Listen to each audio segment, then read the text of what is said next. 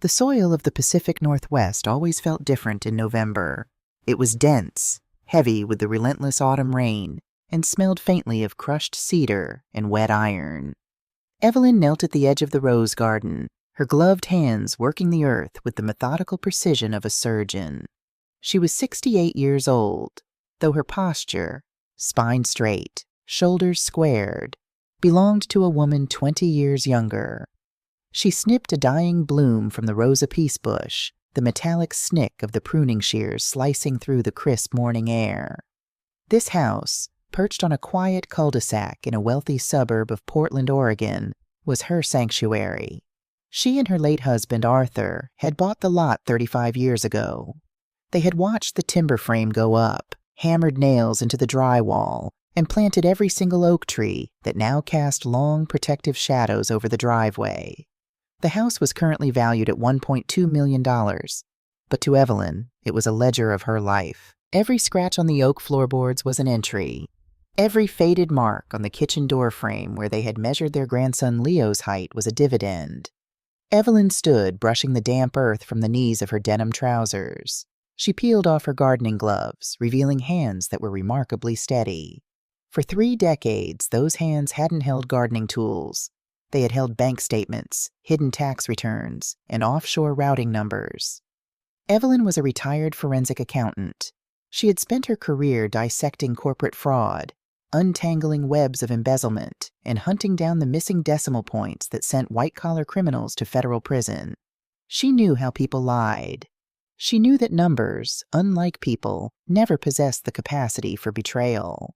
She walked up the flagstone steps and slid the glass patio door open, stepping into the warmth of the kitchen. The smell of freshly brewed dark roast coffee hung in the air. The kitchen was immaculate. Marble countertops wiped clean, appliances gleaming, everything in its exact designated place. Evelyn liked order. She required it. Lately, though, that order had been slipping. She walked over to the kitchen island, pouring herself a black coffee into a heavy ceramic mug. Beside the coffee maker lay her smartphone. A green light pulsed softly at the top of the screen. A missed call. A voicemail. Evelyn tapped the screen. The caller ID read, Claire. A faint, involuntary smile touched Evelyn's lips. Claire, her only daughter. Evelyn tapped the speakerphone icon and took a sip of the bitter coffee, waiting for Claire's familiar, hurried voice to fill the room, perhaps asking if she needed anything from Whole Foods, or complaining about the traffic on Interstate 5.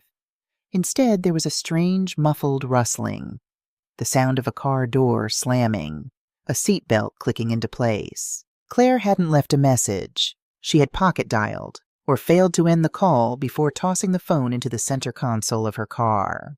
Evelyn was about to press delete when another voice came through the speaker. A man's voice. Mark, her son-in-law. "Tell me it's done, Claire. I can't stall the bank again. They're threatening to garnish the payroll accounts by Friday." Mark's voice wasn't carrying its usual arrogant country club drawl. It was thin, panicked. Evelyn froze. Her thumb hovered a millimeter above the glowing red end call button. "It's done." Claire's voice echoed through the phone, distorted by the car's Bluetooth microphone, but unmistakably hers. "I got her to sign the durable power of attorney yesterday afternoon. She didn't even read the header. She just signed where I pointed." "Are you sure it holds up?" Mark snapped, the sound of a turn signal clicking rhythmically in the background. "If she contests it—" "She won't contest it, Mark. She can barely remember what she had for breakfast," Claire replied, her tone laced with a chilling clinical impatience. "The mediation hearing is set for the 14th. Dr. Evans is going to submit his evaluation. He's going to testify that she's in the moderate stages of cognitive decline. Once the judge signs the order declaring her incompetent, I have full legal control of the estate." The ceramic mug in Evelyn's hand felt suddenly, agonizingly heavy. The heat of the coffee radiated through the thick clay, burning her palm, but she couldn't feel it. The world around her, the hum of the refrigerator, the ticking of the wall clock, seemed to drop away into a vacuum. "And the house?" Mark pushed. "Listed the morning after the hearing," Claire said.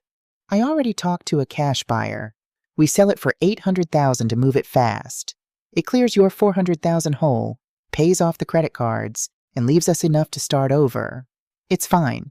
What about your mother? If we sell the house out from under her, where does she go? You can't just leave her on the street, Claire. The optics on that are a nightmare. I'm not leaving her on the street, Claire snapped back, defensive. I toured Sunrise Assisted Living yesterday. It's nice. They have a memory care unit. It's secure. She'll be safe there. It's the best thing for her, Mark. We're protecting her from herself. We're protecting me from federal prison, Mark muttered darkly. Just, make sure she keeps taking those pills. If she walks into that courtroom looking sharp, the judge will throw the whole thing out. She's taking them, Claire said, her voice dropping to a harsh whisper. I put the lorazepam in her vitamin bottle myself. She thinks it's her daily B12. By next week, she won't even know her own address. The call disconnected with a sharp electronic beep. Silence slammed back into the kitchen, deafening and absolute. Evelyn did not scream. She did not fall to her knees. Her training, decades of conditioning to remain detached while observing catastrophic financial ruin, took over. But her body betrayed her. Her fingers simply stopped working. The muscles went slack. The heavy ceramic mug slipped from her grip. It hit the hardwood floor, exploding into jagged white shards. The dark coffee splattered across the baseboards, a dark, spreading stain that looked violently out of place in the pristine room. Evelyn looked down at the mess. Sunrise Assisted Living, memory care unit, lorazepam. The words didn't process as language. They processed as raw data. A discrepancy, a massive, catastrophic discrepancy in the ledger of her life. She walked past the broken glass, her bare feet narrowly avoiding the shards, and moved into the formal dining room. She pulled out a heavy oak chair and sat down. She needed to breathe. She needed to look at the math. Claire, her beautiful, driven daughter, the girl who had scraped her knees riding her bike in this very driveway, the woman who now drove a leased Tesla Model X, wore $2,000 Saint Laurent blazers to PTA meetings, and lived in a gated community with Mark. To the outside world, Claire and Mark were the picture of modern, aggressive success. Mark, the regional director of a logistics firm. Claire, the high-end real estate agent. They hosted charity dinners. They sent their 16-year-old son, Leo, to a private prep school that cost $40,000 a year. Evelyn closed her eyes. It was a facade, a hollow, rotting structure painted to look like marble. As a forensic accountant, Evelyn had seen it 100 times. The luxury cars leased on zero-down terms, the credit cards maxed out to pay other credit cards, the desperate, suffocating pressure of a lifestyle built entirely on leverage. Mark had a $400,000 hole. That wasn't a mortgage. The way he spoke, the panic in his voice, that was embezzled money. He had stolen from his firm, and the walls were closing in. And their exit strategy was her. Evelyn opened her eyes. The profound, paralyzing grief lasted for exactly 3 minutes. Then the grief solidified. It froze, hardening into something cold, sharp, and infinitely dangerous.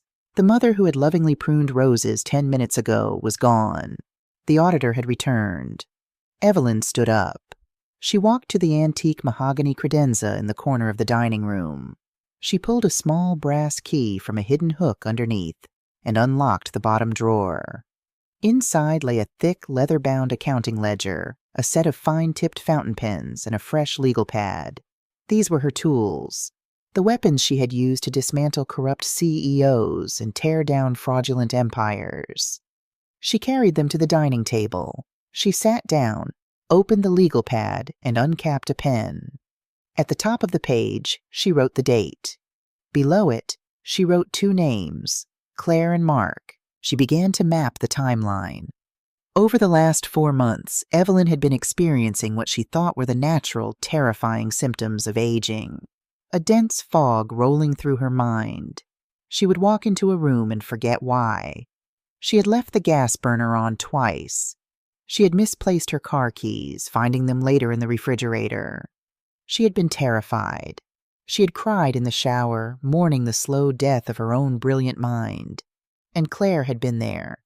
Claire had been so attentive, coming over every single morning before work, making Evelyn tea, organizing her pill boxes. "You need your vitamins, Mom. The doctor said B12 and magnesium will help clear that brain fog. Just take them. Let me take care of you." Evelyn's hand paused on the legal pad. The ink bled slightly into the yellow paper. She stood up and walked back into the kitchen. She ignored the spilled coffee and walked straight to the marble counter near the sink. There, neatly arranged by Claire, was a plastic daily pill organizer, Monday through Sunday. Evelyn popped open the lid for Tuesday. Inside were her blood pressure medication, a fish oil capsule, and a small unmarked white pill. She picked up the white pill. She held it between her thumb and forefinger, bringing it close to the light. It wasn't a vitamin. It was lorazepam, a potent benzodiazepine used to treat severe anxiety and panic disorders. Taken daily by an elderly woman who didn't need it, it would induce lethargy, confusion, memory loss, and cognitive impairment. It perfectly mimicked the early stages of dementia. Claire wasn't managing her mother's decline. She was manufacturing it. Evelyn stared at the tiny white pill. It was a physical manifestation of betrayal. Her own flesh and blood was slowly, methodically poisoning her, gaslighting her into believing she was losing her sanity, all to steal the roof over her head and lock her in a facility where she would be conveniently forgotten.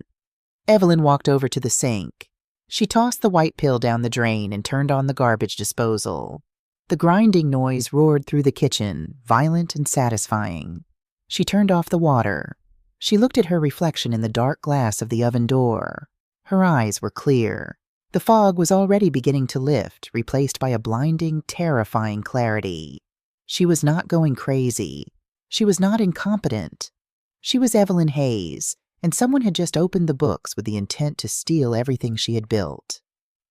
"All right, Claire," Evelyn whispered to the empty kitchen, her voice barely a breath, carrying the chill of the Pacific wind. "Let's do an audit." The hardest part wasn't the betrayal, it was the withdrawal. Over the next 48 hours, Evelyn stopped taking the vitamins Claire had so carefully arranged in the plastic daily organizer. Instead, she flushed them, replacing them with generic white Tic Tacs she bought with exact change at a corner bodega 3 miles from her house. The physical toll of stopping lorazepam cold turkey, even after only 4 months, was immediate and brutal. Her hands developed a fine, persistent tremor. Sleep became a fractured, sweat-soaked series of nightmares. A low-grade headache pulsed behind her right eye, relentless and sharp. But beneath the physical misery, something beautiful was happening. The fog was lifting. The heavy, suffocating blanket that had muffled her thoughts, blurred her memories, and made her question her own sanity was evaporating. By Wednesday morning, Evelyn's mind was a razor again. She remembered the exact 6-digit access code to her home security system. She remembered the routing number for her secondary checking account.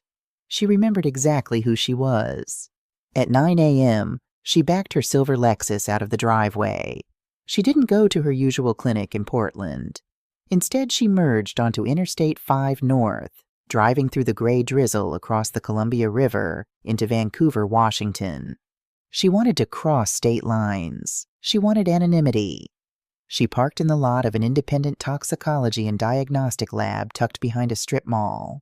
The waiting room smelled of industrial bleach and stale magazines. When her number was called, Evelyn walked up to the plexiglass window and placed a small, sterile plastic zip bag on the counter. Inside rested a single white pill. "I need a complete chemical analysis on this," Evelyn told the technician, a young man with tired eyes. "Quantitative and qualitative." "Do you have a prescription or a doctor's order, ma'am?" he asked, looking at the unmarked pill. "No," Evelyn said, sliding 3 crisp $100 bills under the partition. "I'm paying out of pocket. I want the results expedited, and I want them sent to this encrypted email address, not a physical mailing address." She handed him a slip of paper with a Proton mail address she had created that morning. The technician blinked, looked at the cash, and nodded. "We'll have the preliminary report to you by tomorrow afternoon." Evelyn didn't wait until tomorrow to start digging. She drove back to Oregon, the wipers beating a steady rhythm against the windshield. The moment she stepped inside her empty, silent house, the true audit began. Evelyn walked into her late husband's study. It was a dark, handsome room, paneled in cherry wood, lined with bookshelves. In the corner sat a heavy oak desk holding a custom-built high-performance PC Arthur had helped her assemble years ago. She hadn't turned it on in months. Claire had told her, "Mom, you keep forgetting your passwords. Let's just stick to the iPad." Evelyn powered up the machine. The low hum of the cooling fans felt like the heartbeat of an old friend waking up. She cracked her knuckles, the slight lorazepam tremor finally subsiding, and pulled up a virtual private network, VPN. Forensic accounting wasn't about hacking into bank accounts like in the movies. It was about knowing where public records ended and where the shadows began. People left digital footprints everywhere. Liens, tax records, civil court dockets, property assessments. To the untrained eye, it was just bureaucratic noise. To Evelyn, it was a roadmap. She started with the house. Mark and Claire lived in Lake Oswego, an affluent suburb known for its manicured lawns and private country clubs. Evelyn logged into the Clackamas County property tax portal. She typed in their address. The screen populated with data. Evelyn leaned closer, the blue light of the monitor reflecting in her sharp eyes. Delinquent. They hadn't paid their property taxes in 2 years. The county had issued a notice of intent to attach a lien to the property. That was a $45,000 red flag. Her fingers flew across the mechanical keyboard, the clack, clack, clack echoing in the quiet study. She accessed the state's Uniform Commercial Code, UCC, database. If Mark's logistics company was borrowing money against its assets, it would be filed here. She pulled up Mark's business name. The results cascaded down the screen. Evelyn's breath hitched. There were 3 UCC-1 financing statements filed in the last 8 months. These weren't standard business loans from a reputable bank like Chase or Wells Fargo. The secured parties were high-risk, predatory lending firms based out of Nevada. Mark had collateralized his company's entire fleet of delivery trucks, the warehouse equipment, and the accounts receivable. He had leveraged the company to the hilt. But where had the cash gone? Evelyn opened a new tab, diving into the federal PACER system to check civil dockets.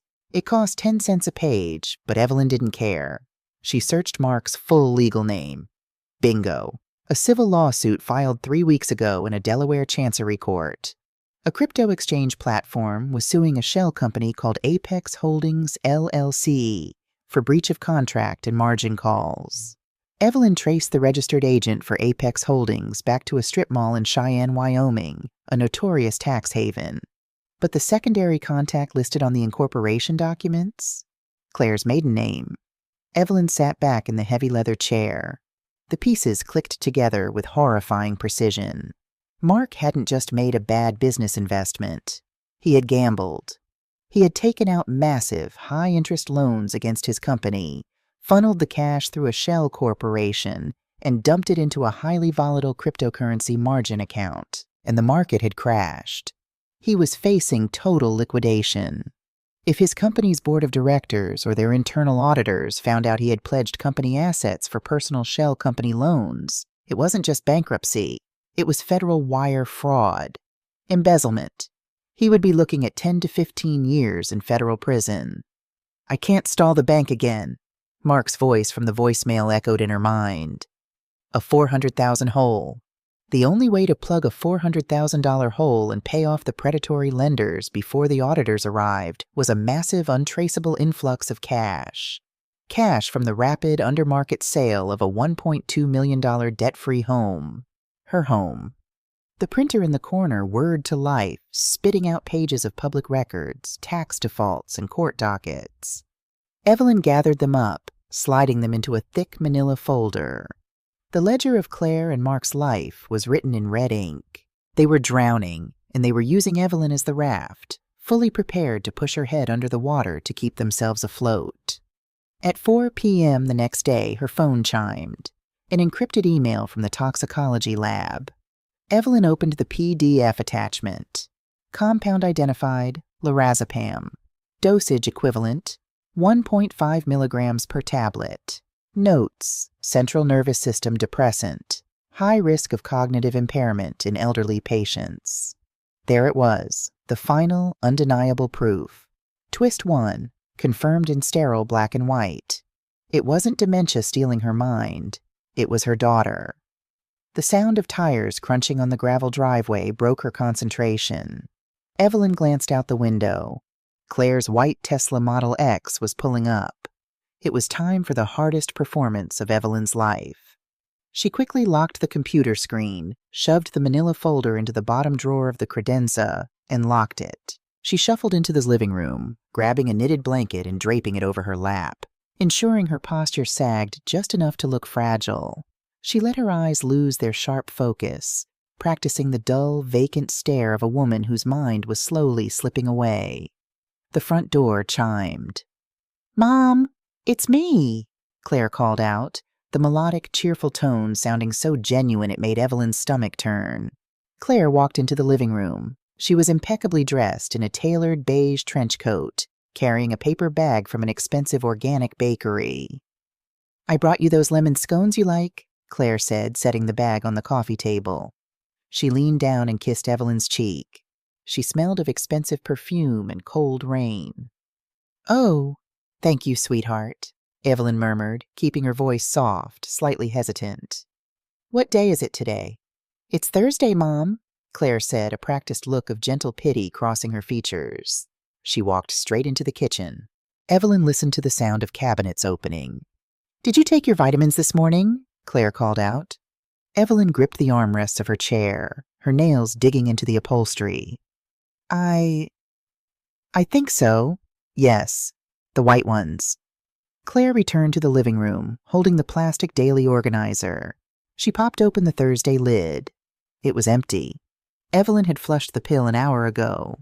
"Good job, Mom," Claire smiled. It wasn't a smile of a relieved daughter. It was the tight, satisfied smile of a warden who had just checked a cell block. "You know, Mark and I were talking. We're getting really worried about you living in this big house all by yourself. It's too much for you to manage." "I manage fine," Evelyn said weakly, sticking to the script of a defensive, frightened old woman. "Mom, you left the stove on last week," Claire lied smoothly, without a single micro-expression of guilt.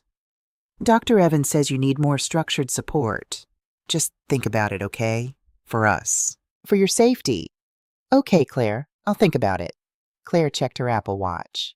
"I have a showing in 20 minutes. Eat your scone, okay? I'll be back tomorrow."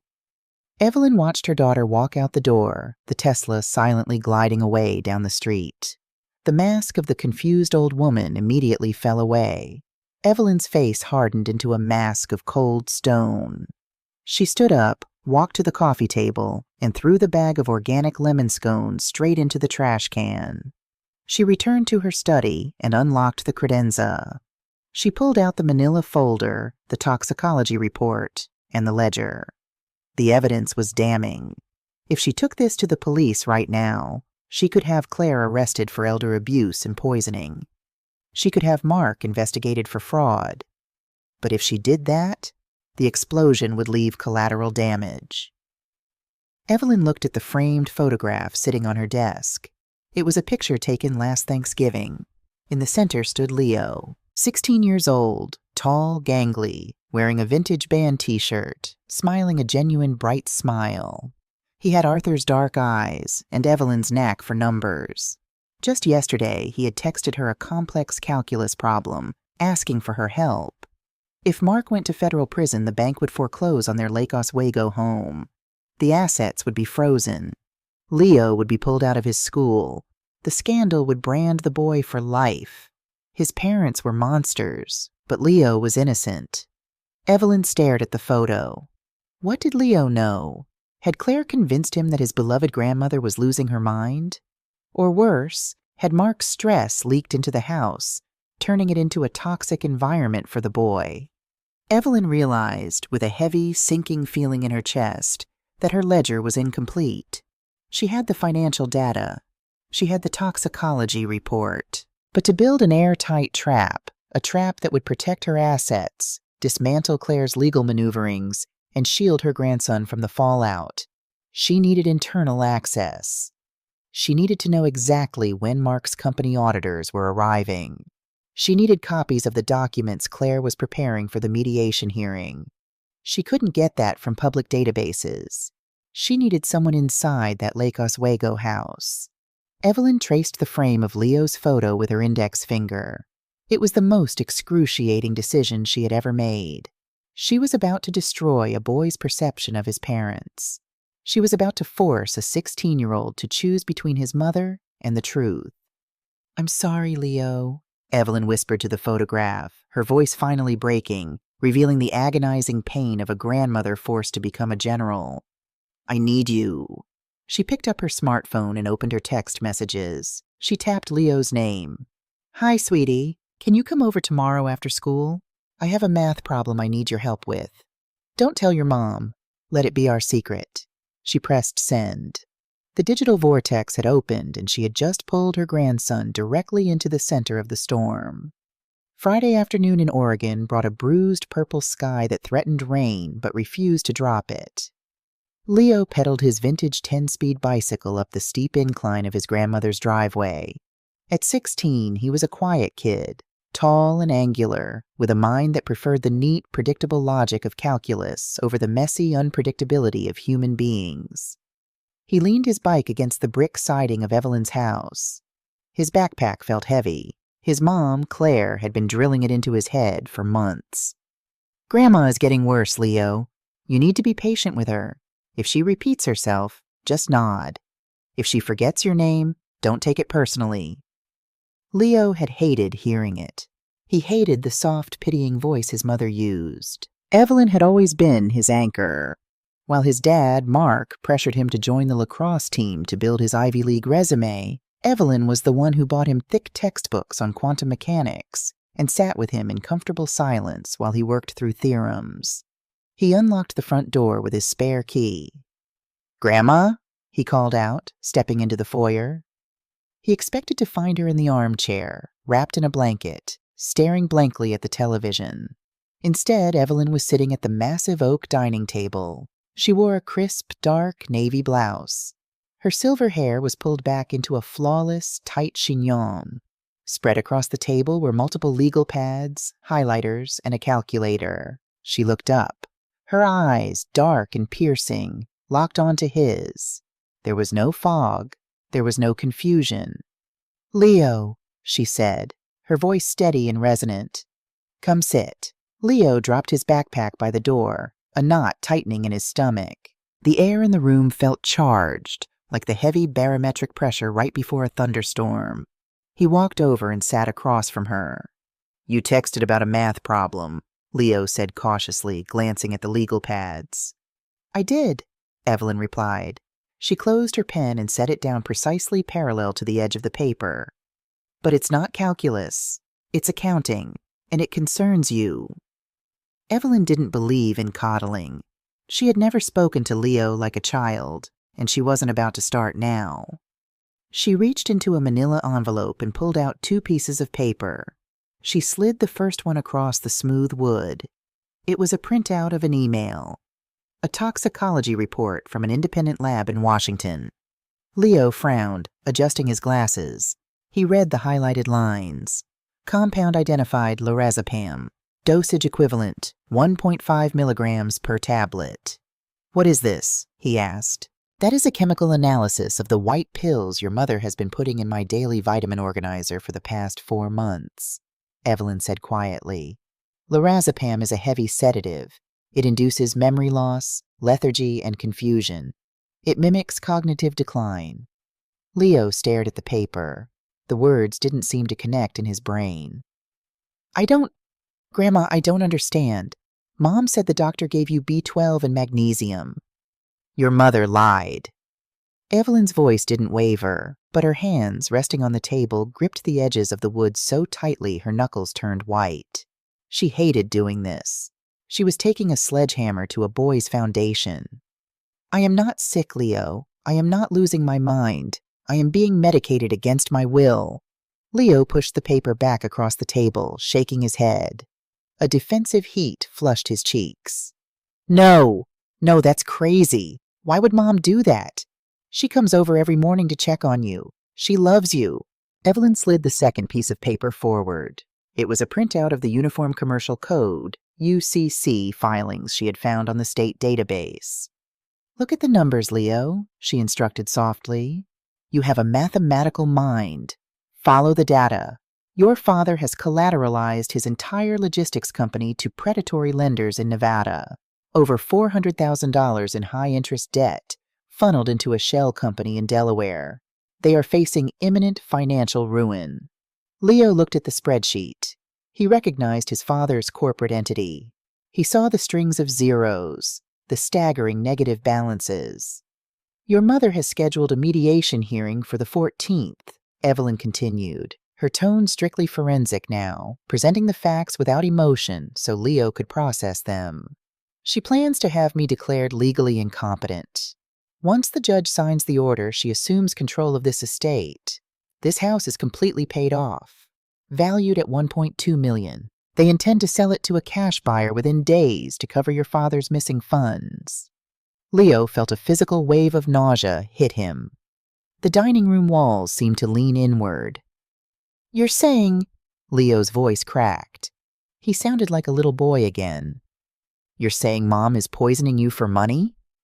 I am saying, Evelyn corrected gently, that people under catastrophic pressure do catastrophic things. Numbers don't lie, Leo. People do. Leo stood up abruptly, his chair scraping violently against the floorboards. You're wrong, he blurted out, backing away. Dad makes 6 figures. Mom just sold a house in West Lynn last month. You must be confused. Maybe the pills are messing with your head. Evelyn didn't argue. She didn't chase him. She just looked at him with an expression of profound, aching sorrow. I stopped taking the pills on Tuesday, Evelyn said. My mind is clear, but I don't expect you to take my word for it. You live in that house. You see them every day. All I ask is that you open your eyes, Leo. Look at the balance sheet of your own home. If I am wrong, I will check myself into Sunrise Assisted Living tomorrow. Leo grabbed his backpack. He didn't say goodbye. He sprinted out the door, hopped on his bike, and rode into the fading gray afternoon, his chest heaving, his mind spinning in chaotic circles.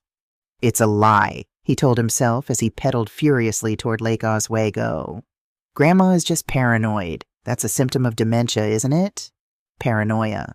But when Leo walked through the heavy double doors of his parents' modern glass and steel house, the air felt different. He wasn't just a resident anymore. He was an auditor. He dropped his keys on the entryway console. From the kitchen, he heard the sharp, unmistakable clink of ice hitting crystal. He walked quietly down the hallway. His father, Mark, was standing by the marble kitchen island. He was still wearing his tailored suit pants and a dress shirt with the sleeves rolled up, but his tie was pulled loose, hanging like a dead snake around his neck. He was pouring a heavy measure of Glenfiddich scotch into a glass. It was 4:30 p.m. Claire was pacing near the floor-to-ceiling windows, her phone pressed to her ear. She was chewing nervously on her thumbnail, a habit she absolutely loathed in others. I don't care what the underwriter says, Dave, Claire hissed into the phone, her voice dripping with venom. I told you, the liquidity is coming next week. Just hold the bridge loan until the 15th. Yes, I promise. The asset is a free and clear residential property in a prime zip code. We are closing under market value for speed. Leo froze in the shadow of the hallway. The asset. Claire hung up, throwing the phone onto the counter with a loud clatter. She rubbed her temples, her face pale and drawn. He's threatening to pull the offer, Mark.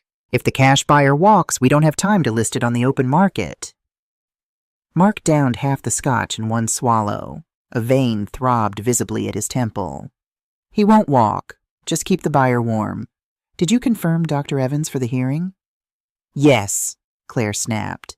He sent the draft evaluation today. It explicitly states she requires full-time memory care and cannot manage her own finances. It's ironclad. Mark leaned heavily against the marble island, his shoulders sagging. For a second, the facade of the confident, wealthy executive slipped completely, revealing a terrified, desperate man. "The corporate audit team from Chicago lands next Friday, Claire. Next Friday. If that $400,000 isn't sitting back in the operating account by the time they pull the ledgers, I'm dead. They won't fire me. They'll prosecute me." "I know!" Claire yelled, her voice breaking. She walked over and grabbed Mark's arm. "We are handling it. She doesn't know anything. She thinks it's 2018 half the time. By Wednesday, the judge signs the order. By Thursday, we close the sale.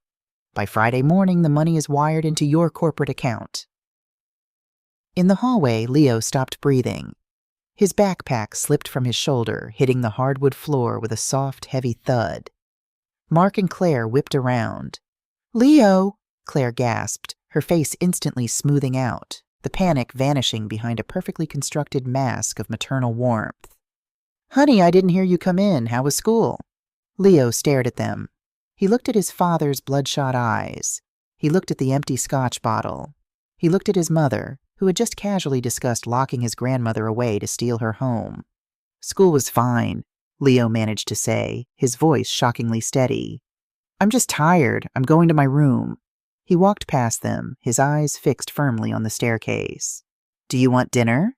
Claire called after him, her voice perfectly normal. "I'm ordering sushi." Leo didn't answer. He went into his bedroom, locked the door, and slid down the wood paneling until he was sitting on the floor in the dark. Evelyn was right. The math was flawless. The discrepancy was real. But Leo needed the final piece. He needed the hard data. He waited until 2 a.m.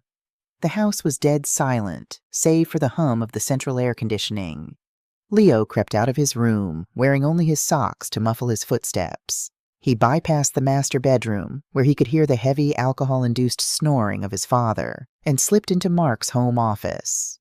The room smelled of stale scotch and stress sweat. Mark's work laptop, a sleek Dell XPS, sat on the mahogany desk. It was closed, but a tiny LED light on the side pulsed. It was asleep, not powered off. Leo opened the lid.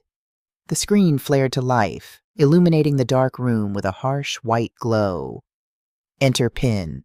Leo's hands were shaking so badly he had to rest his wrists on the edge of the desk. He knew his father. Mark was brilliant at logistics, but lazy with cybersecurity. He had used the same PIN for his iPad, his golf club locker, and his home alarm for a decade. Leo typed the 4 digits. 0912. Leo's own birthday. September 12th. The screen unlocked. Mark had left his Microsoft Outlook client open. Leo didn't have to search hard. The evidence was sitting right there in the inbox, stark and undeniable. An email flagged with high importance from Compliance and Internal Audit, Chicago HQ. Subject line, Mandatory Financial Review, Pacific Northwest Branch. The body of the email detailed a comprehensive audit of all operating accounts scheduled for the 18th. Leo minimized the window and opened the web browser. The tabs were still active. A crypto exchange dashboard. A massive jagged red line graphing a total collapse. An account balance of minus $412,500. A legal notice from a Delaware Chancery Court regarding Apex Holdings LLC. And then Leo saw the folder on the desktop. It was labeled Mediation Prep. He clicked it open. Inside was a PDF titled Evans_evaluation_draft.pdf. Leo opened it. It was a medical document bearing the letterhead of a licensed psychiatrist. Patient, Evelyn Hayes. Diagnosis, advanced cognitive decline, consistent with early to mid-stage Alzheimer's disease. Patient is disoriented, prone to paranoia, and incapable of managing financial or legal affairs. Immediate transfer to a secure memory care facility is highly recommended. Leo stared at the screen. The glowing pixels burned into his retinas. His mother hadn't just lied. She had orchestrated a clinical assassination. She had found a corrupt doctor willing to falsify a medical record, and she had physically drugged her own mother to make the symptoms fit the lie. A cold, hollow void opened in Leo's chest. The parents he knew, the dad who taught him how to throw a baseball, the mom who baked him birthday cakes, were gone. replaced by two desperate, dangerous strangers who were willing to destroy the only person who truly understood him. Leo pulled a small USB drive from his pocket. He plugged it into the laptop and began dragging the files over. The compliance email, the crypto dashboard screenshots, the fake medical evaluation. He took it all. When the transfer was complete, he closed the laptop, returning it to its exact position. He walked back to his room, crawled into bed fully clothed, and stared at the ceiling until the sun came up. Saturday morning, the rain had finally arrived, a torrential Pacific Northwest downpour that turned the world gray and blurred the edges of the streets. Evelyn was sitting in her study, drinking her morning coffee, when she heard the frantic pounding on the front door. She walked quickly to the foyer and opened it. Leo stood on the porch. He had ridden his bike the whole way. He was soaked to the bone, his clothes plastered to his skin, his wet hair plastered to his forehead. Water dripped from his glasses. He didn't say hello. He reached a trembling, freezing hand into his jacket pocket and pulled out the silver USB drive. He held it out to her. Evelyn looked at the drive, and then she looked at her grandson's face. The boy's stoic, analytical mask was gone. His lower lip was quivering. His eyes were red, not from the rain, but from a profound, world-shattering grief. "You were right," Leo whispered, his voice cracking, barely audible over the sound of the rain hitting the porch roof. They lied about everything. Dad is going to jail. And Mom..." He couldn't finish the sentence. The reality of what his mother had done choked the words in his throat. Evelyn didn't take the USB drive. Not yet. She stepped forward, wrapped her arms around the soaked, shivering 16-year-old boy, and pulled him tight against her chest. Leo broke. He dropped his forehead onto his grandmother's shoulder and began to sob. Deep, wrenching, ugly cries that shook his entire frame. He cried for the father he had lost to greed. He cried for the mother he had lost to cruelty. Evelyn held him fiercely, resting her chin on his wet hair. Her own eyes were dry. The time for mourning was over. "I've got you, Leo," Evelyn murmured, her voice a low, unbreakable vow in the quiet hallway. "I've got you, and I promise you, they are not going to win." Leo pulled back slightly, wiping his eyes with the back of his wet sleeve. He looked up at his grandmother. The sadness in his eyes was slowly crystallizing into something else, something harder, something that looked exactly like Evelyn. "What do we do now?" Leo asked. Evelyn finally reached out and took the USB drive from his hand. Her fingers closed tightly around the cold metal. "Now," Evelyn said, "we let them think they are executing their plan perfectly. We let them walk right into the courtroom. And then we close the trap." The performance required a sacrifice of dignity. For Evelyn, a woman who had spent her life pressing her suits and meticulously organizing her environment, putting on a mismatched cardigan and leaving her silver hair unbrushed, was an act of profound psychological violence. But it was necessary.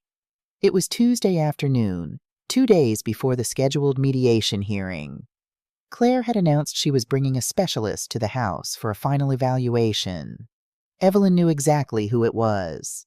Dr. Kenneth Evans. The name was right there on the fraudulent draft evaluation Leo had pulled from Mark's laptop. Before the doorbell rang, Evelyn took her smartphone, opened the voice memo app, and pressed the red record button. She slid the phone beneath the decorative lace doily on the hallway console table, right next to the coat rack where guests inevitably lingered. The doorbell chimed. Evelyn took a deep breath, dropped her shoulders, let her spine curve into a frail hunch, and shuffled to the door. "Mom, it's me." Claire's voice was sickeningly sweet. She stepped inside, bringing the damp Oregon chill with her. Behind her stood a man in his late 50s. He wore a tailored charcoal suit that cost more than a standard medical resident made in a month. He had a deep tan that spoke of winter vacations in Cabo, not the dreary Pacific Northwest. "Evelyn, this is Dr. Evans," Claire said, guiding the man into the living room. "He's just here to have a little chat with you, to see how you're feeling." "Hello, Evelyn," Dr. Evans said. His voice was smooth, coated in a practiced, condescending warmth. "Why don't we sit down?" Evelyn allowed Claire to guide her to the armchair. She let her hands tremble slightly as they rested in her lap. "Evelyn, can you tell me what day it is today?" "Doctor?" Evans asked, pulling a silver Mont Blanc pen from his breast pocket and opening a leather-bound notepad. Evelyn stared at the coffee table, letting her brow furrow in manufactured confusion. "It's Sunday? Arthur usually cuts the grass on Sunday." Arthur had been dead for 10 years. Claire let out a soft, tragic sigh from the sofa. Dr. Evans made a note. "And who is the current president, Evelyn?" "Oh, I don't follow the news much anymore," Evelyn mumbled, picking nervously at a loose thread on her cardigan. "Bush, isn't it? The younger one." For 20 minutes, Dr. Evans ran her through a standard cognitive assessment, counting backward from 100 by sevens, naming objects, recalling a 3-word sequence. Evelyn intentionally butchered all of it. She acted agitated, frightened, and thoroughly lost in the fog of a decaying mind. It was a masterclass in deception, fueled by the cold, burning fury in her chest. "I think she's getting tired, Doctor," Claire interrupted gently, standing up. "Mom, why don't you close your eyes for a bit? I'll see the doctor out." "Okay, dear," Evelyn whispered, leaning her head back against the chair and closing her eyes. She listened to their footsteps retreat toward the foyer, stopping exactly by the console table where her phone lay hidden. Evelyn's eyes snapped open. The frail old woman vanished. She sat perfectly still, straining to hear the conversation in the hallway. "It's worse than I thought, Claire," Dr. Evans said, his voice dropping its warm bedside manner, becoming crisp and transactional. "She's fully symptomatic. The lorazepam is doing exactly what it's supposed to do. Her baseline is completely shot." "Will it hold up in court?" Claire asked, her tone urgent. "The judge needs to sign the emergency guardianship order on Thursday. We don't have time for a court-appointed independent review." "My evaluation will be definitive," Evans replied, the sound of a zipper sliding on his leather briefcase. "I've classified her as an immediate danger to herself due to severe cognitive decline. No judge in Clackamas County is going to override my assessment without a 3-month medical board review, and by then, you'll already have control of the estate." "Thank God," Claire exhaled. "I've expedited the paperwork," Evans continued, his voice dropping even lower. "My consulting fee for emergency legal evaluations is usually $5,000, Claire. But given the specific requirements of this diagnosis, we agreed on 10, wired to my LLC account by tomorrow morning." "Mark is sending the wire tonight," Claire promised. "Thank you, Ken. Really." The front door opened and closed.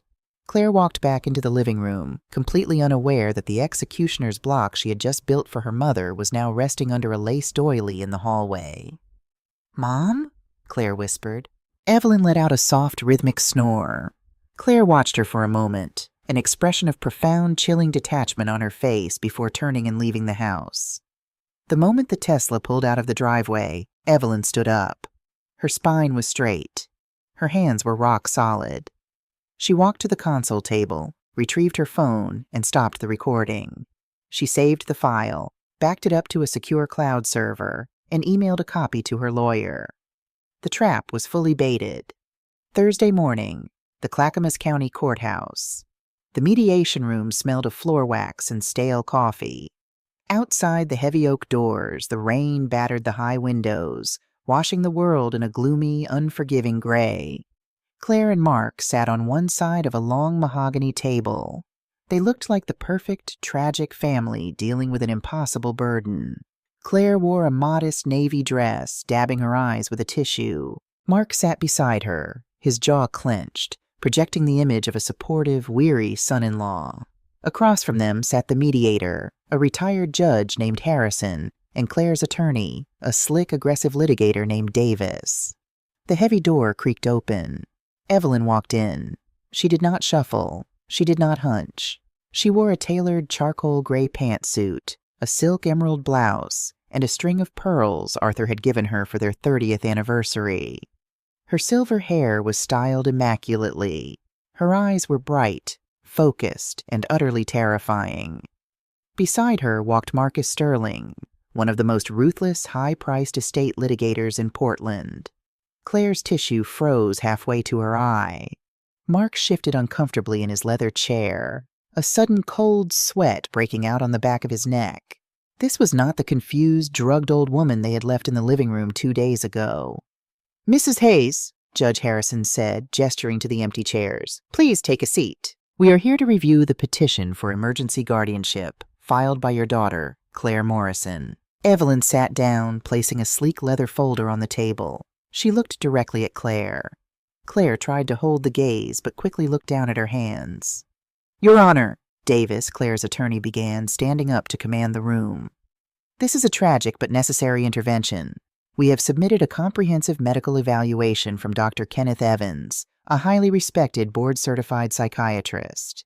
His assessment concludes that Mrs. Hayes is suffering from advanced, rapid-onset cognitive decline. She is unable to manage her daily affairs, her finances, or her medical decisions. For her own safety, my client is asking the court to grant immediate legal guardianship." Judge Harrison adjusted his reading glasses, looking over Dr. Evans' report.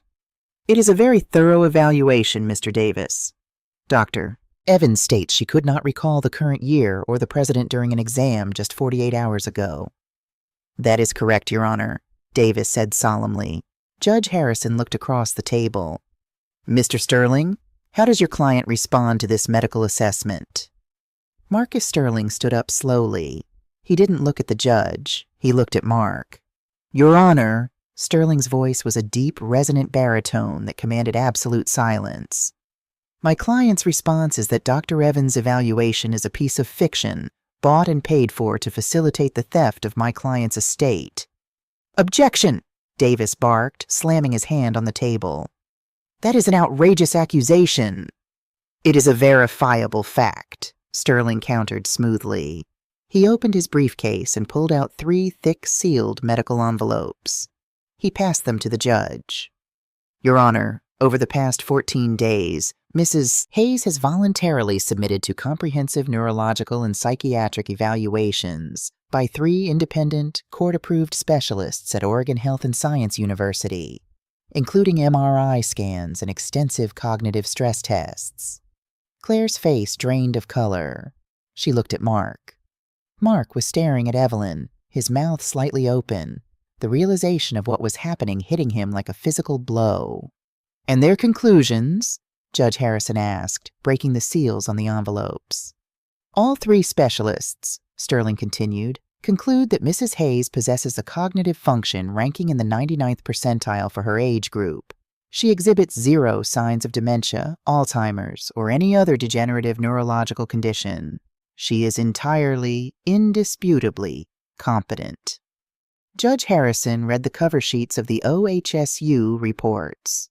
He frowned, looking back and forth between the opposing documents. "This is a stark contradiction, Mr. Davis. Doctor, Evans paints a picture of a woman who cannot remember her own name. These 3 specialists describe a woman with the mental acuity of a chess grandmaster."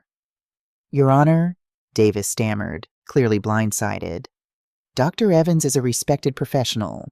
Perhaps Mrs. Hayes was having a particularly lucid day during those exams." Evelyn finally spoke. She didn't raise her voice. She didn't need to. "I was not having a lucid day, Mr. Davis," Evelyn said, her eyes locking onto Claire. "I was simply not being poisoned." The room went dead silent. Only the sound of the rain lashing against the glass could be heard. "Poisoned?" Judge Harrison leaned forward, his brow furrowed deeply. Sterling placed a hand gently on Evelyn's arm, a silent signal. "Not yet. Don't show them the lorazepam report or the bribery tape." Evelyn knew the strategy. If they dropped the criminal evidence now, Mark would panic and flee before the audit. They needed to win the hearing, but leave the trap open for the final kill. "It is a figure of speech, Your Honor." Sterling smoothly pivoted, covering Evelyn's statement. Mrs. Hayes meant that she was not under the overwhelming stress and manipulation imposed by her daughter. The medical consensus is clear. 3 board-certified neurologists outweigh 1 psychiatrist. There is absolutely no legal or medical basis for an emergency guardianship. Judge Harrison closed the file folders. He looked at Claire, his expression hardening into one of profound distaste. "I agree," Judge Harrison said, his gavel hitting the sound block with a sharp, definitive crack. The petition for emergency guardianship is denied with prejudice. Mrs. Hayes retains full legal autonomy over her person and her estate. Furthermore, Ms. Morrison, I am advising you that filing frivolous guardianship petitions can result in civil penalties. We are adjourned. Evelyn stood up. She didn't gloat. She didn't smile. She simply buttoned her suit jacket, picked up her leather folder, and walked out of the room, leaving her daughter and son-in-law sitting in the ruins of their shattered plan. In the underground parking garage of the courthouse, the air was cold and smelled of exhaust. Mark paced furiously between the concrete pillars, his hands running through his hair. Claire stood frozen by the passenger door of the Tesla, her hands shaking so violently she couldn't unlock the car. "She knew," Mark hissed, his voice echoing off the concrete. "She played us. She sat there on Tuesday pretending to be brain dead, and she knew exactly what she was doing. How did she get 3 independent evaluations without us knowing? We monitor her car's GPS." "I don't know," Claire cried out, tears of sheer panic finally spilling over. "She must have taken an Uber. She outsmarted us, Mark." Mark stopped pacing. He looked at Claire, his eyes wild, feral. The polished executive was gone. He was a cornered animal. "The auditors from Chicago land on Monday morning, Claire. Monday. It's Thursday afternoon. If that $400,000 isn't in the account by the time the banks open on Monday, I am going to federal prison. Do you understand that? I will lose everything." Claire leaned back against the cold metal of the car, her chest heaving. The walls were closing in, crushing the breath out of her. The guardianship had failed. Evelyn was legally competent. The house was out of reach. Or was it? Claire's breath hitched. A dark, desperate realization blossomed in her mind. "Mark?" Claire whispered, her voice trembling. "The judge denied the guardianship, but he didn't revoke the paperwork we already have." Mark frowned, stepping closer. "What are you talking about?" Claire opened her designer handbag. Her hands frantically dug past her wallet and makeup bag until she pulled out a folded, notarized document. She held it up in the dim fluorescent light of the garage. "The durable power of attorney," Claire said, her voice dropping into a terrifying, hollow calm. "I got her to sign it on Monday. It grants me the right to act as her legal proxy in all real estate and financial transactions." Mark stared at the paper. "But she's competent. Her lawyer is going to file a motion to revoke that POA immediately." "Yes," Claire agreed, her eyes wide, manic. "Sterling will file the revocation tomorrow morning when the clerk's office opens. It will take 24 hours to process and enter the public record." So, Claire stepped forward, gripping Mark's lapels. "Right now, at this exact second, this piece of paper is legally binding. The title company doesn't know about the hearing. The cash buyer doesn't know. To the outside world, I still have the legal authority to sell her house." Mark's breath caught in his throat. It was incredibly illegal. It was fraud of the highest order. If they were caught, it wouldn't just be embezzlement. It would be grand larceny. But if they did nothing, prison was a certainty anyway. "The cash buyer," Mark whispered, the desperate math calculating in his head. "Can he close tomorrow?" "I'll call him right now," Claire said, her thumb already hovering over her phone screen. "We don't need the guardianship, Mark. We bypass the court. We meet the buyer at the title company tomorrow morning at 9 a.m. We sign the deed, take the wire transfer, and we are done before my mother even realizes the house is gone." In the shadows of the parking garage, they made their final, fatal decision. They were going to sell the house in the dark. They had no idea that the cash buyer Claire was about to call was an undercover federal agent. And they had no idea that Evelyn Hayes was already 10 steps ahead, waiting for them at the finish line. The digital clock on the dashboard of Claire's Tesla read 4:12 p.m. as they sped away from the Clackamas County Courthouse. The rain was coming down in sheets now, the wipers violently slashing back and forth across the windshield. Inside the cabin, the silence was suffocating. Mark was staring blankly at the glowing navigation screen, his breathing shallow and rapid. He was doing the math, The corporate auditors from Chicago would walk into his logistics firm on Monday at 8 a.m. They would demand the banking tokens. They would open the operating ledgers. They would see the staggering, glaring absence of $400,000. "Call him," Mark suddenly rasped, his voice sounding like dry leaves crushed underfoot. "Call the cash buyer right now, before the title company closes for the day." Claire's hands gripped the leather steering wheel so tightly her knuckles were bone white. She engaged the autopilot, freeing her right hand to grab her phone from the center console. She scrolled through her contacts, her thumb hovering over a listing saved as Vance, Vanguard Holdings LLC. "If we do this," Claire whispered, staring at the rain-slicked highway, "if we use the power of attorney after the judge just denied the guardianship, it's not just a civil dispute anymore, Mark. If she finds out and presses charges, it's criminal." "If we don't do this," Mark fired back, the panic finally breaking through his polished executive facade, "I am going to federal prison on Monday. They will freeze all our assets. They will take this car. They will take the Lake Oswego house. Leo won't be able to finish at his prep school. We will be destitute, Claire. Call him." Claire swallowed hard. The moral boundary had been crossed days ago when she slipped the lorazepam into her mother's pillbox. There was no going back. She pressed call. The Bluetooth speakers in the Tesla rang twice. Then a deep, gravelly voice answered, the voice of a man who bought distressed properties for breakfast and flipped them by lunch. "Vance?" "Mr. Vance, it's Claire Morrison," she said, forcing her voice into the bright, confident cadence of a top-tier real estate agent. "I have excellent news. The seller has cleared all contingencies. We are ready to execute the sale of the property, but we are working on an extremely compressed timeline. My client needs liquidity immediately." On the other end of the line, Arthur Vance paused. The silence stretched, amplifying Mark's hammering heartbeat. "I told you my terms, Ms. Morrison," Vance said smoothly. $800,000, cash. No inspections, as is condition. But I need a clean title, and I need absolute verification that your power of attorney is legally binding and notarized. I don't buy lawsuits." "The title is free and clear," Claire lied effortlessly.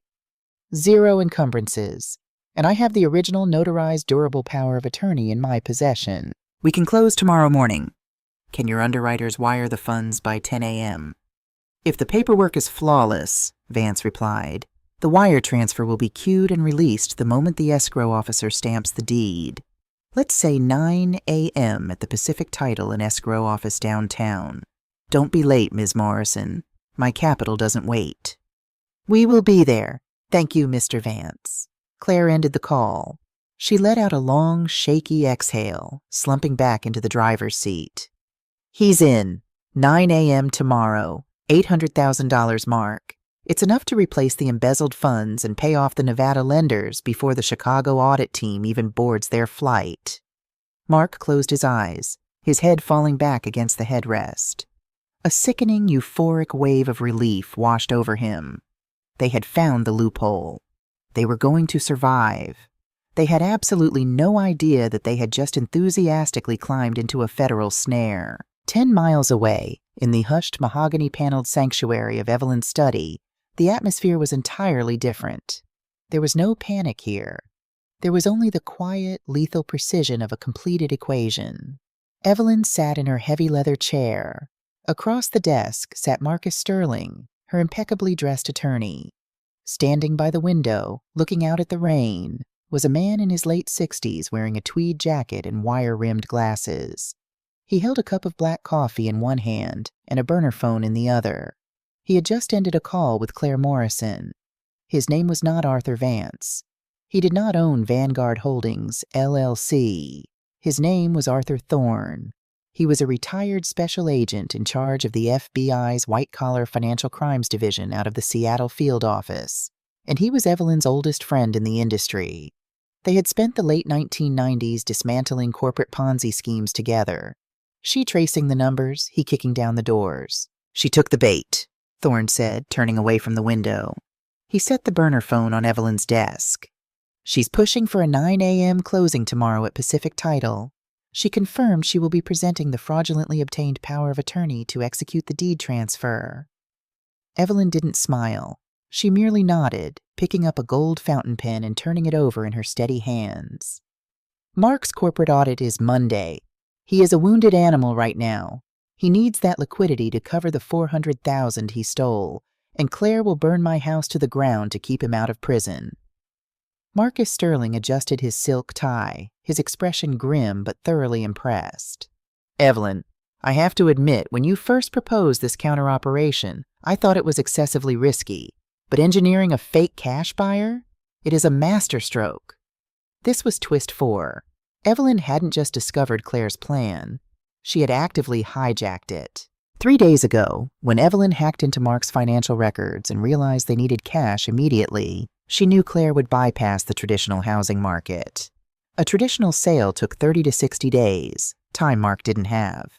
Claire would look for a predatory fast cash investor. So Evelyn had Thorne reach out to Claire first, posing as a ruthless private equity buyer looking for off-market properties in premium zip codes. Claire, blinded by desperation, had practically thrown the house at him.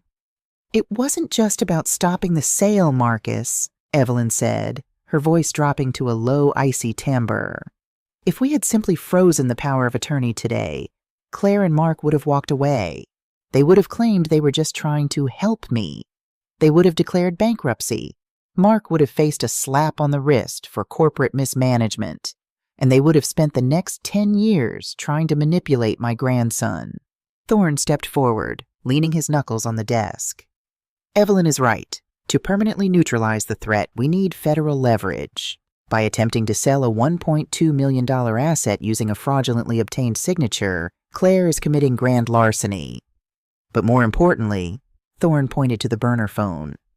By demanding an interstate wire transfer of $800,000 across federal banking lines to complete the fraudulent transaction, she is committing federal wire fraud. Title 18, United States Code, Section 1343. 20 years in federal prison per count, Sterling murmured, the weight of the law hanging heavy in the room. Exactly, Evelyn said. She looked at the framed photograph of Leo on her desk, the boy who had stood in the rain, broken and crying, handing her the USB drive that sealed his parents' fate. I am not doing this out of vengeance, Marcus. I am doing an amputation. The infection in this family must be removed before it poisons my grandson. The escrow office is rigged, Thorne confirmed, checking his watch. I have 2 active duty agents from the Portland field office standing by. We let them sit at the table. We let them present the forged power of attorney to the notary. The moment Claire puts ink to paper to authorize the fraudulent wire transfer, the crime is fully executed. We move in. Evelyn stood up. She walked to the window, looking out at the darkness. The trap was set. The steel jaws were open, waiting for Claire and Mark to step blindly inside. Tomorrow at 9 a.m., Evelyn said quietly to the glass. The audit concludes. Thursday, 11:30 p.m., Lake Oswego. The sprawling glass and steel house was completely dark, save for a single light bleeding from beneath Leo's bedroom door. Inside, the 16-year-old was not sleeping. He was sitting on the edge of his bed, a worn canvas duffel bag open on the mattress beside him. He packed with a frightening mechanical efficiency. 3 pairs of jeans, 7 t-shirts, his heavy winter coat, his laptop and its charger. A framed photograph of him and Evelyn at the Oregon coast when he was 10. He didn't pack his lacrosse stick.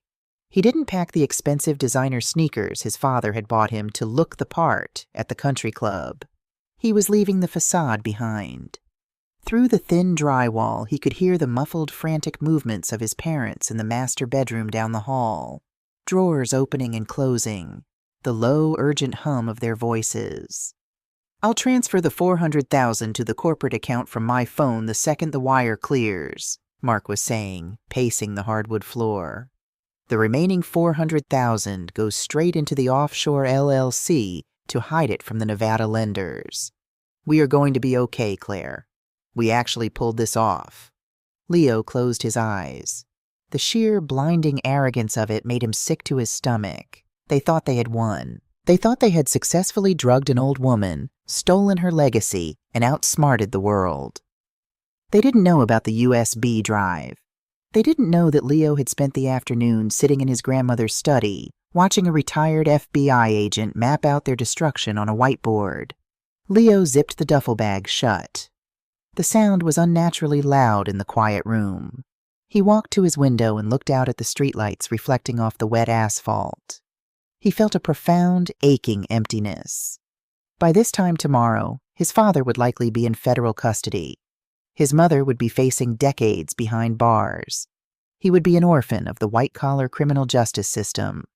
But as he thought of his grandmother, the woman who had held him in the rain, the woman whose sharp, brilliant mind had refused to be extinguished by a plastic pillbox, the emptiness was replaced by a cold, hard resolve.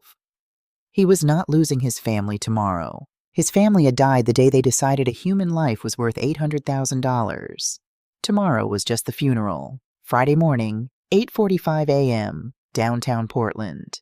The offices of Pacific Title and Escrow were located on the 14th floor of a sleek, glass-clad high-rise overlooking the Willamette River. The conference room was a testament to high-stakes corporate transactions. A massive slab of polished marble for a table, ergonomic leather chairs, and a panoramic view of the city obscured by the morning fog. The digital clock on the wall silently ticked toward the hour. 8:50 a.m. The heavy glass door swung open. Claire and Mark walked in. They had dressed for the occasion. Claire wore a pristine white blazer, her hair styled into a perfect professional blowout. Mark wore a charcoal suit, his tie knotted tightly. They looked like a wealthy, successful couple closing on a summer home. But if one looked closely, the cracks were visible. The heavy concealer under Claire's eyes, the thin sheen of nervous sweat on Mark's upper lip, the way Mark's leg bounced uncontrollably the moment he sat down in the leather chair. An escrow officer named Sarah, a pleasant woman in her 30s, walked into the room carrying a stack of thick legal files. "Good morning, Mr. and Mrs. Morrison," Sarah smiled, setting the files on the marble table. "Nasty weather out there today. Mr. Vance should be joining us shortly. While we wait, I can start walking you through the closing disclosures." "That would be wonderful, Sarah," Claire said smoothly. "We appreciate you accommodating this rush closing, Tim." 8:55 a.m. The door opened again. Arthur Thorne stepped into the room. He wore an expensive trench coat over a dark suit, carrying a battered leather briefcase. He looked exactly like a man who moved millions of dollars in cash before his morning coffee. "Mr. Vance?" Claire stood up, extending a hand, beaming with a brilliant artificial smile. "So glad you could make it." "Ms. Morrison," Thorne replied, his grip firm, his eyes completely unreadable. He took a seat across from them. "Let's get this done. I have a flight to Seattle at noon." "Excellent," Sarah the escrow officer said, taking her seat at the head of the table. She opened the thickest file. "Because this is an all-cash transaction with no lender requirements, the paperwork is relatively streamlined. However, Ms. Morrison, because you are selling this property on behalf of the owner, Evelyn Hayes, I must inspect the original notarized durable power of attorney before we proceed." The room seemed to hold its breath. Mark's legs stopped bouncing. He stared at the marble table. Claire didn't hesitate. She reached into her designer tote bag, pulled out a heavy watermarked document bearing a gold notary seal, and slid it across the table. Sarah picked it up. She read the header.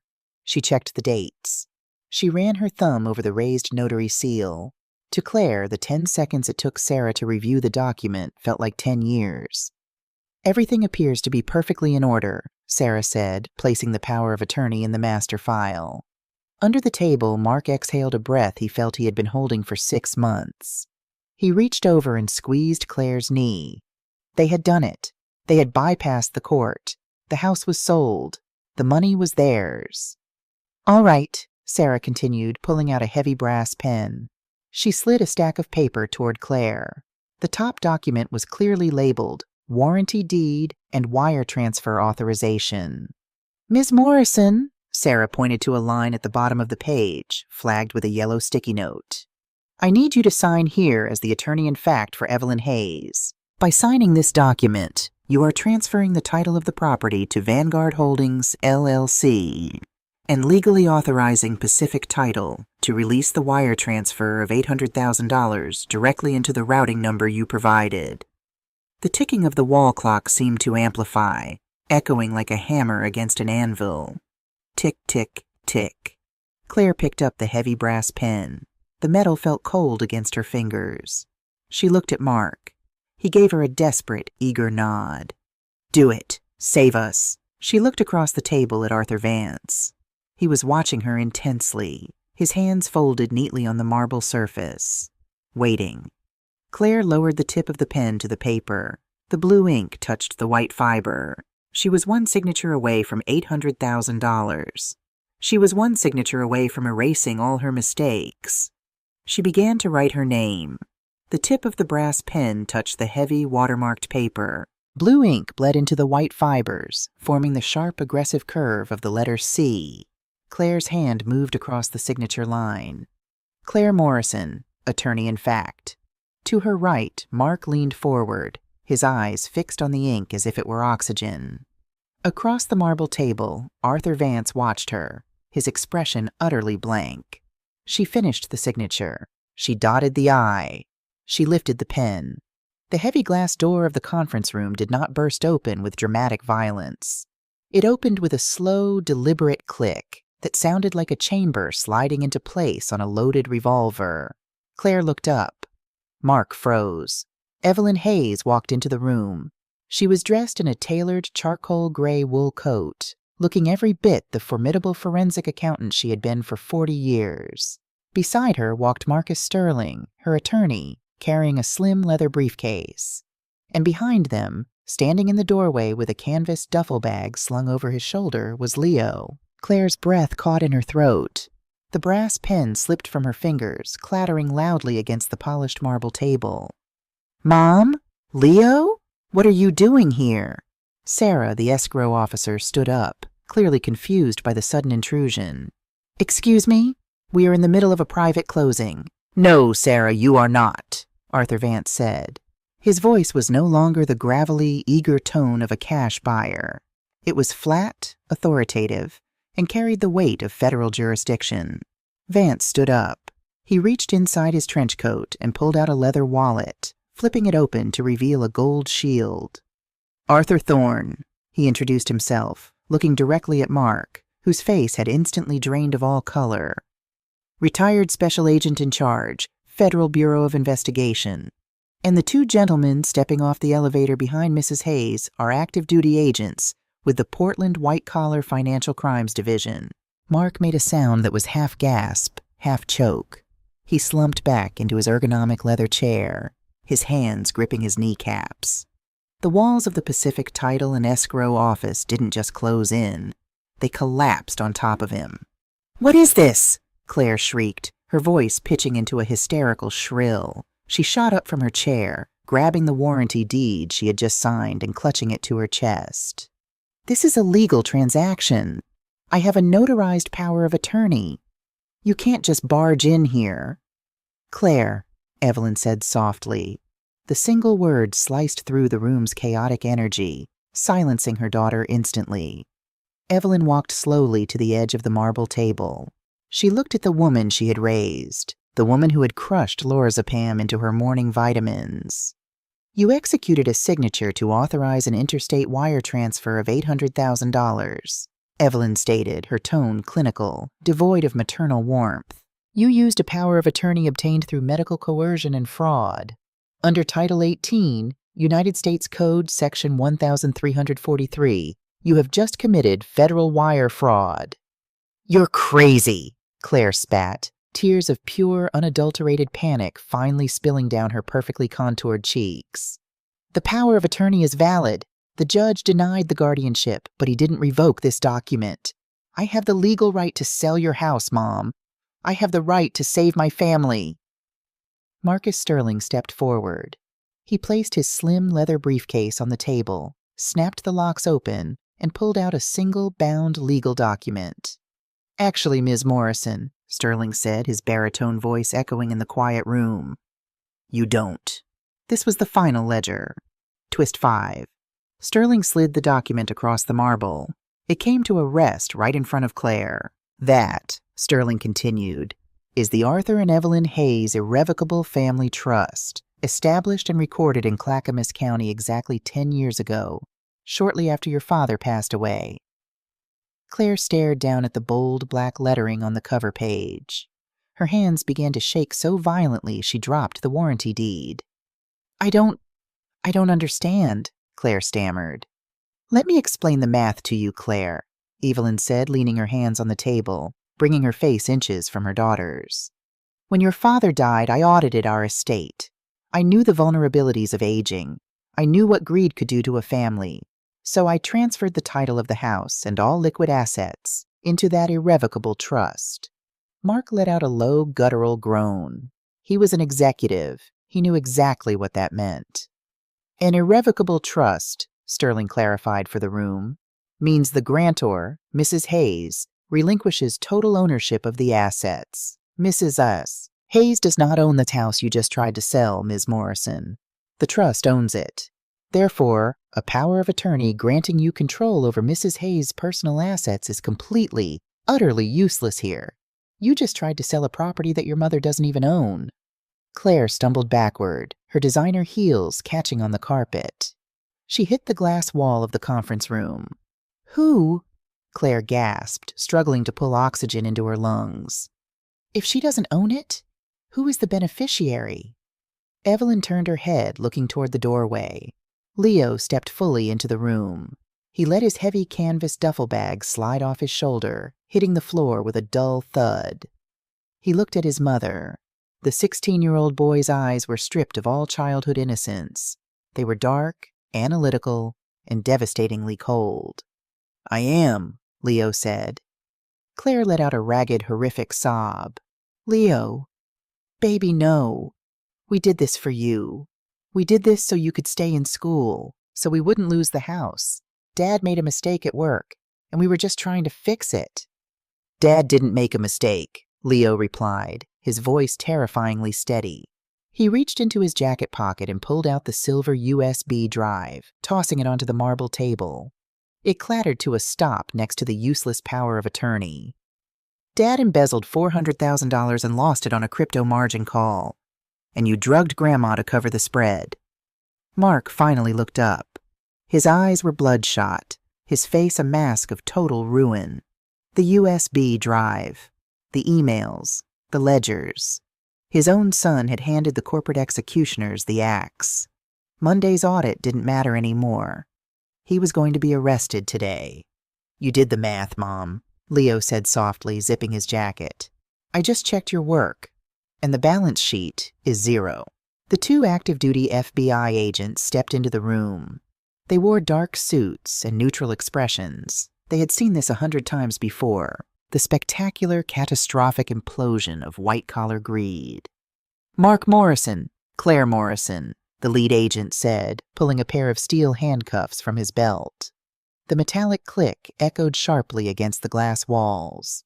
You are under arrest for federal wire fraud, conspiracy to commit fraud, and attempted grand larceny. There was no screaming. There was no dramatic fight. When the foundation of a house is entirely eaten away by termites, it doesn't explode. It simply collapses under its own weight. Mark stood up, offering his wrists without a word. He looked like a man walking to his own funeral. The agent ratcheted the cuffs tight. Claire did not go quietly, but she did not fight the agents. She fought the reality. As the second agent secured her wrists behind her back, she looked desperately at her mother. Mom, please, Claire wept, the mascara running down her face in dark, jagged lines, ruining the immaculate white blazer. Please don't do this. I'm your daughter. I'm your daughter! Evelyn stood perfectly still, her hands folded in front of her. The forensic accountant had closed the book. You were an auditor's worst nightmare, Claire, Evelyn said quietly, the words carrying no anger, only an infinite, exhausting sadness. A bad investment that I kept pouring my heart into, but the audit is over. The agents led them out. The heavy glass door swung shut, cutting off the sound of Claire's weeping as they were escorted to the elevators. The conference room fell silent. Sarah, the escrow officer, stood frozen against the wall, her hands hovering protectively over her notary stamp. Arthur Thorne picked up his burner phone and slipped it into his trench coat. Marcus Sterling began neatly packing the trust documents back into his briefcase. Evelyn turned to Leo. The boy was staring at the empty space where his parents had just been. His shoulders were trembling slightly. Evelyn walked over to him. She didn't offer empty platitudes. She didn't tell him it was going to be okay, because for a long time, it wouldn't be. She simply picked up his heavy canvas duffel bag, slung it over her own shoulder, and held out her free hand. Leo looked at her hand. Then he reached out and took it. His grip was tight, desperate for an anchor in the wreckage. "Let's go home, Leo," Evelyn said. They walked out of the building and into the Oregon rain. 8 months later, the heavy oak table in Evelyn's dining room was covered in paperwork once again. But this time, it wasn't a forensic investigation. It was a college application. Leo sat across from his grandmother, tapping a pencil against a complex algebra problem. He looked older. The gangly teenager had broadened into a young man. The shadows under his eyes had faded, replaced by a quiet, focused resilience. Outside, the Pacific Northwest spring had arrived in full force. The rows of peace bushes in the garden were blooming, vibrant and alive, stretching toward the afternoon sun. Evelyn watched her grandson work, a genuine warm smile touching her lips. The fallout from the Pacific title closing had been swift and absolute. Mark Morrison had pled guilty to corporate embezzlement and wire fraud to avoid a lengthy trial. He was currently serving 54 months at a low-security federal correctional institution in Sheridan. Claire had tried to fight. She had hired a desperate defense attorney who attempted to paint her as a victim of her husband's financial abuse. But the audio recording of her bribing Dr. Evans, combined with the toxicology report of the lorazepam, had shattered that defense. She pled out to elder abuse and conspiracy. She lost her real estate license permanently. She was currently working in the laundry facility of the Coffee Creek Correctional Facility, serving a 3-year sentence. The sprawling glass and steel house in Lake Oswego had been foreclosed on by the bank and sold at auction. The leased Tesla was repossessed. The facade was entirely erased. "Grandma," Leo said, looking up from his paper, "if I move the variable to the left side of the equation, does it negate the primary coefficient?" Evelyn leaned over, adjusting her reading glasses. She traced the numbers with her pen. "Only if you forget to balance the opposite side, Leo. An equation only works if both sides of the ledger are accounted for. You can't just erase a deficit. You have to balance it." Leo nodded, applying his pencil to the paper. He understood. He understood math, and he understood what it meant to balance a life. Evelyn leaned back in her chair, looking out the large window at the garden she and Arthur had planted so many years ago. She had saved her home. She had saved her grandson. But the cost had been the total destruction of her only child. It was a heavy ledger to carry. Evelyn's voiceover, the final takeaway. "People often ask me if I regret it. If I regret sending my own daughter to prison. The truth is, regret is a luxury for those who have a choice. When a structure is rotting from the inside, you don't paint over the mold. You tear it down to the studs, or the whole house collapses on top of you. We spend our lives building wealth.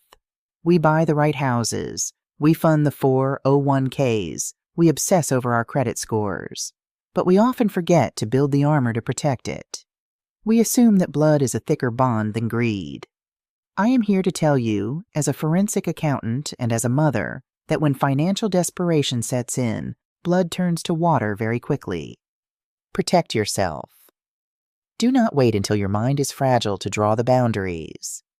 Establish an irrevocable trust. Designate an independent fiduciary. Lock your legacy behind legal doors that even your own children cannot pick. Do it while your mind is sharp and your signature is unquestionable. Because at the end of the day, a family is not defined by DNA. A family is defined by the people who refuse to let you fall. My name is Evelyn Hayes. My ledger is balanced, and my home is finally safe.